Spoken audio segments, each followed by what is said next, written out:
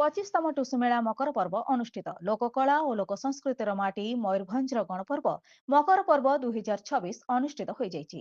ସୂଚନାଯୋଗ୍ୟ, ଅତୀତରେ ଟୁସୁ ନାମ୍ନୀ ସୁନ୍ଦରୀ ନାରୀ ଥିଲେ। ସେ ବିଧର୍ମୀ କବଳରୁ ନିଜକୁ ରକ୍ଷା କରିବା ପାଇଁ ନଦୀ ଗର୍ଭରେ ଡେଇଁ ନିଜ ଜୀବନକୁ ତ୍ୟାଗ କରିଥିଲେ ବୋଲି ଜନଶ୍ରୁତି ରହିଛି। ସେହି ସ୍ମୃତିକୁ ଜୀବିତ କରି ପାଳିତ ହୋଇ ଆସୁଛି ପାରମ୍ପରିକ ଟୁସୁ ମେଳା।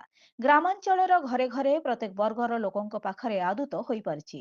କାହିଁ କେତେ ଆବହମାନ କାଳରୁ କିଛି ସଂସ୍କୃତି ଓ ପରମ୍ପରା ପ୍ରେମୀ ବୁଦ୍ଧିଜୀବୀଙ୍କ ଦ୍ୱାରା ଟୁସୁ ମେଳା ବର୍ତ୍ତମାନ ଯୁଗର ଯୁବପିଢ଼ିଙ୍କୁ ମଧ୍ୟ ପରମ୍ପରା ଓ ସଂସ୍କୃତିର ଆକର୍ଷଣରେ ବାନ୍ଧି ରଖିଛି। ଏହି ପରିପ୍ରେକ୍ଷୀରେ ମୟୂରଭଞ୍ଜ ଜିଲ୍ଲା ବାମନଘାଟି ଉପଖଣ୍ଡ ରାଇରଙ୍ଗପୁର ବ୍ଲକ ହଳଦଠାରେ ଚାକଦର ଟୁସୁ ପର୍ବ କମିଟି ଆନୁକୂଲ୍ୟରେ 25ତମ ବିରାଟ ଟୁସୁ ମେଳା ଅନୁଷ୍ଠିତ ହୋଇଯାଇଛି। ଏଥିରେ ସାନ ଓ ବଡ଼ ଟୁସୁ ମିଶାଇ 10ଟି ଟୁସୁ ପଡ଼ିଆ ମୁଖରିତ ହୋଇଥିଲା। ଟୁସୁ ପ୍ରେମୀ ବହୁ ସଂଖ୍ୟାରେ ଯୋଗଦେଇ ଉପଭୋଗ କରିଥିଲେ।